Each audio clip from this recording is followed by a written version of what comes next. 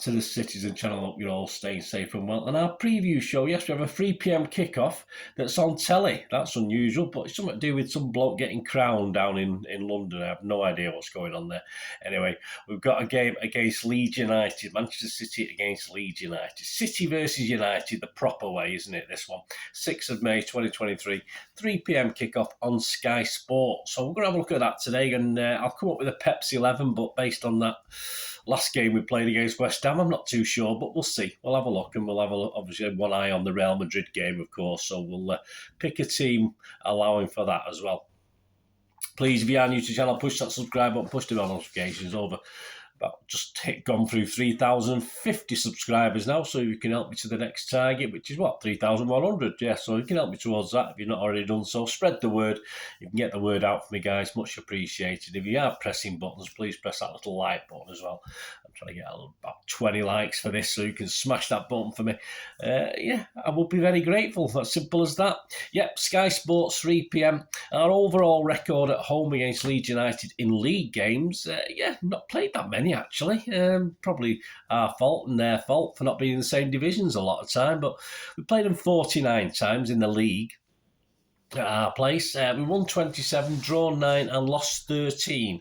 We scored 92 goals and let 49 in. Of course, previously it was a very close game, wasn't it? Back on the 14th of December 2021, season 21-22, of course, where it was at Manchester City 7, yes, that's 7, Leeds United 0. Could do with that this time as well. So the team that day: Ederson, Stones, Diaz, Laporte, Zinchenko, Rodri, Bernardo, KDB, Foden, Grealish and Mahrez. Tierney was the referee. On VAR we had Mr. Darren England. This is from my match report at the time. Before the goal started, Bernardo had inexplicably put a shot wide when scoring looked far easier, but we didn't have long to wait. 8 minutes, Foden 1-0. All led from never getting past Rodrigo, who barged his way through, and the Meslier block only came back to Foden, whose shot was sliced into his own goal by Dallas, the Leeds hero in last season's 2-1 win, who should have done a little bit better. Poor old Dallas, eh? Life catches you up, doesn't it? 13 minutes, it's 2-0. Grealish, Mahrez cross was clear, but it eventually came back to him, and the £100 million man that he was being called on a regular basis that season was there to power a header from close range after Laporte, also there, failed to get to it. 32 minutes, it's 3-0. KDB, Rodri possesses a space down the left channel for KDB to hit home at the near post, with the keeper now not very well positioned. 3-0 at half-time. Yeah, probably game over, but there's more to come. We certainly did take our foot off the gas, did we? Gundogan replaced Bernardo at half-time. 49 minutes, Mahrez, it's 4-0. Grealish down the left, plays inside for Gundo and plays a simple ball out to Mahrez, whose pot shot took a deflection off Junior Firpo past the wrong-footed keeper and into the far corner. Dallas almost made up partly for his error as he shot from distance, glancing outside of Ederson's post. I think that's the closest he come. 62 minutes, it's 5-0 KDB. Grealish's foot looked a little high, but no complaints from Leeds, and it's inside to Gundo, who fed KDB fairly central, about 30 yards out. He moved forward about 6 yards and let fly with the keeper well beaten, sort of diving underneath it. Yeah, he didn't get much height on his dive. Stones made it 6-0 on 74 minutes. Fernandinho down the left crosses a Laporte header, is kept out by the keeper, who also keeps out as a right-footed Stones shot, but it fell back to Stones, who had a second bite of the Trevor cherry, see the Leeds link there, and slammed it home with his left. Yeah, I've not improved over time, have I? Aki made it 7-0 on 78 minutes. Yes, good old. We just scored a goal as I'm recording this last night. A Foden deepest cross was met by Aki to complete the route with his head. Of course he did. In charge of this one, we got referee Andy Madley. Back to this week's game. Last time he refed us, well, it wasn't great, was it? Spurs away, the 1-0 defeat on the 5th of February. He's now refed us 7 times in total. We've had 5 wins, 1 draw and 1 loss, and he's shown 9 yellow cards to City players in that time. As yet, he's never awarded us a penalty. Does he got something against us? I'm not too sure. His linos: Harry Leonard, Nick Hopton, 4th official Thomas Bramall. On VAR, we got Mr. Simon Hooper. He last VAR'd us at home against Palace in that 4-2 win back on the 27th 7th of August 2022. His assistant is the lovely Natalie Aspinall. They're all lovely. Yeah, Simon's lovely as well. I shouldn't be like that, should I? I'm not supposed to say things like that, am I? Hey, but I did. How are opponents doing so far? How are Leeds doing? Well, they're in trouble, aren't they? But obviously, they've got a saviour. This guy who's every bit as good as Pep. This little doppelganger they've brought in for the last 4 games of the season. A gentleman, you probably never heard of him before, but I think he's been around a while. Yeah, Sam Allardyce has been brought on a rescue mission, of course. A bit of smacks of Deitch with this one. Deitch to Everton, but probably even more desperate. Who knows the effect this will have?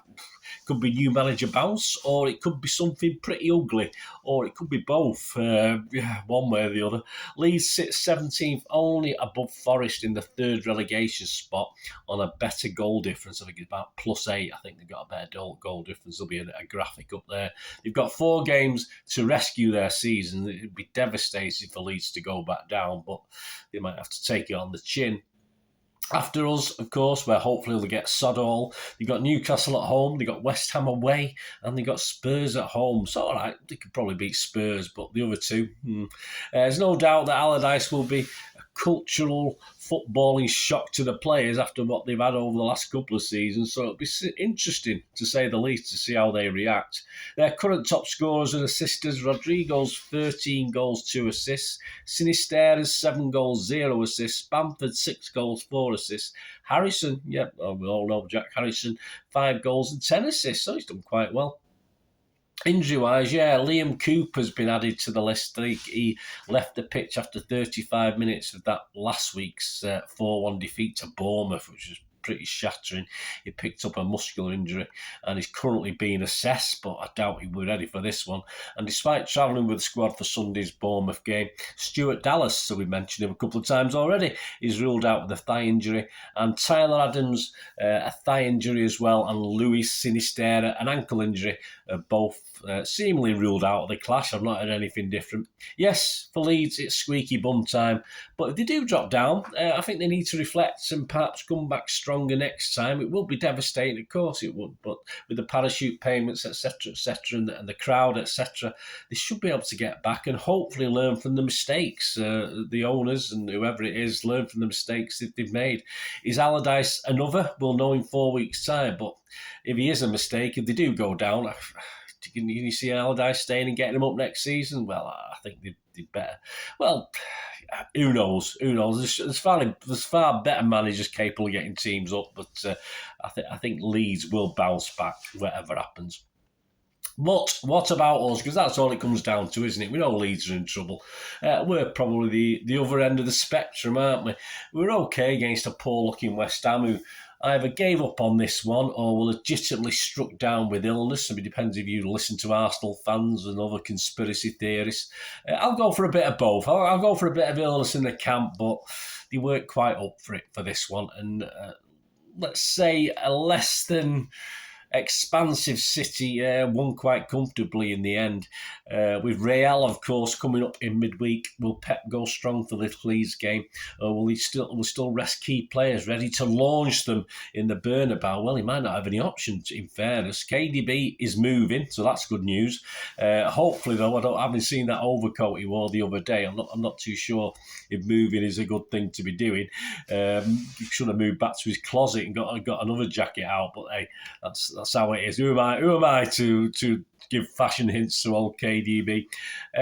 So I doubt he will start against Leeds. If he'd been on the bench last night, then for the West Ham game. But I think to get a chance starting in Madrid, he probably needs to be on the bench for this one if we expect to see anything of him. That's for sure. And I'm not 100% sure. I mean, we may be going through the motions of keeping Real Madrid thinking that KDB will be available, but perhaps things are a little bit worse than what being told. But fingers crossed, it isn't. He's on the bench at least on Saturday. We'll see. He won't start, I don't think, in a million years. Ortega's an interesting one, wasn't he? I mean, does he start again? Whatever happens, I can't see anything past Ederson getting the start in Madrid. But Ortega, Yeah, I think might be if he does start, I think that tells us that perhaps some other guy might be starting the FA Cup final. I think I've mentioned it in my talking point show. I think Pep's softening him up for something there. But there will be doubts over the likes of Mahrez and Alvarez, who will be doubtfully starting in Spain. So is he going to start them again against Leeds United? So it will leave Pep with a big decision to make. Will the likes of Akanji, for instance, and Gundogan again be rested for Leeds, or do they need to get, they've had a rest now, get them back on the pitch, get them back playing? Surely Foden needs to start this one. He's come off the bench a couple of times now. And of course, we need him starting and sort of ready either to play an important substitute role or starting in Madrid. So we do need to see Foden in this game against Leeds. So this is my expected Pep 11. Let me know what you think, guys. As I say, if we get 8 of these right, I'll be quite happy. I'll be quite happy with that. I only got 7 against West Ham. I'm pushing for 8. I'm going mad. So let's have a look. So based on what I've just said, Ederson, as I say, I'll put Ederson in. It will be a big surprise if it is Ortega, but if Ortega starts against Leeds, then I think Ederson might find himself in an FA Cup final. But hey, that's just my thoughts. It's just as likely for Ortega to start the FA Cup final because that's what Pep does. But, I didn't expect Pep to play him against West Ham. Walker, Akanji. He's had a rest, hasn't he? He's had a rest, bring him back. Laporte, surely this is his last chance to start unless an injury or a title. I mean, imagine getting an injury or two and we need Laporte to play against Real Madrid. But, obviously, I don't know what... I'm not saying Pep's playing a funny game with Laporte, but it's really odd. I mean, let's face it, if the title's won going into the last couple of games, which it could be, fingers crossed if Arsenal blow up a little bit, but as I say, we could be relying on Laporte. So I wouldn't want to alienate Laporte in any way. And when he has come in as a sub or played recently, when he has occasionally played, he's not let us down. So why not start him in this one against Leeds? Because I don't think he'll be starting in Madrid. Ake needs, of course, he came back for the West Ham game, but needs to get back up to speed, so I'm sure he should play again. Rodri, do we have any other option, really, at this stage? Probably not, with so many few games left. Bernardo, Gundogan. I mean, Gundogan's had his rest now. Bernardo can play against Leeds and run around all day against Madrid as well. Grealish, Haaland, and perhaps Foden up front. So, obviously not playing, who will play against Madrid. You look at that defence, Stones and Diaz will come in for Walker and Laporte, I think.